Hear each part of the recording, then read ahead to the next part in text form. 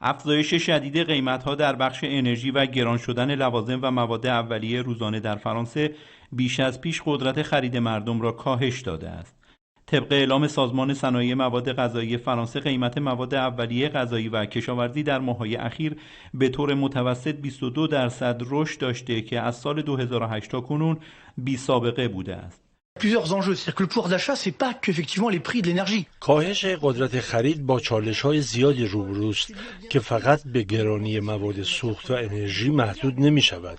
صعود 124% بهای انواع روغن این ماده را در جایگاه نخست مصرفی قرار داده است. افزایش مواد اولیه بسته‌بندی را هم باید به این فهرست اضافه نمود که از جمله پلاستیک 16%، کارتون 45% و آلومینیوم 16% است. متوسط افزایش قیمت‌ها در بخش انرژی و سوخت در ماه اوت و سپتامبر بیش از 18% گزارش شده. بر اساس اعلام مرکز پژوهش‌های اقتصادی، بهای گاز و دیگر انواع مواد سوختی شامل بنزین و گازوئیل از ماه می 2020 تا کنون با افزایش زیادی همراه بوده که این موضوع به طور مستقیم و غیر مستقیم توان مالی و قدرت خرید مردم را بسیار ناپایدار و آسیب پذیر کرده است. زندگی روز به روز گرانتر میشه.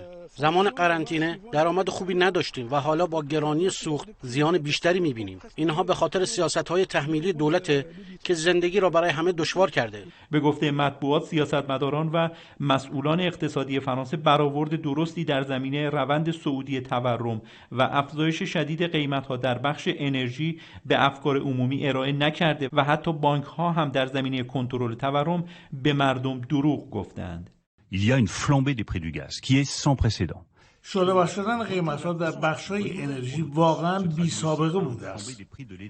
دولت تلاش خواهد کرد تا از قدرت خرید مردم حفاظت و اون را کنترل نماید.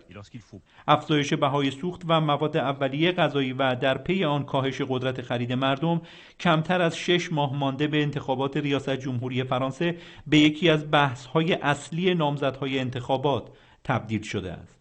دولت فرانسه هم به شدت مراقب اوضاع تا شرایط سال 2018 در قالب تظاهرات جنبش ضد سرمایه‌داری و روزهای شنبه اعتراضی بار دیگه از سر گرفته نشه.